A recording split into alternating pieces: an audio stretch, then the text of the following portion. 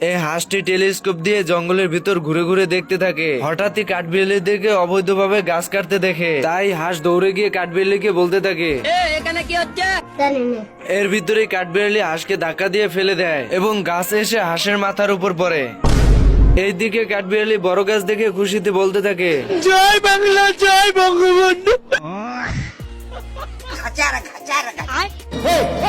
এরপর হাঁস কাঠবিড়ালির মাথায় বন্দুক ধরে বলতে থাকে, আচ্ছা। এরপর হঠাৎই হাঁসের ফরেস্ট রুম থেকে কল আসে এবং ফোনের ভিতর থেকে হাঁসকে বলতে থাকে,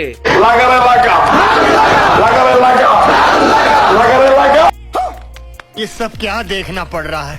এ কথা শুনে হাঁস দৌড়ে গিয়ে পাহারা দিতে থাকে যাতে কেউ চুরি করে গাছ না কাটতে পারে। গাছের পাতা সবুজ, গাছের পাতা সবুজ।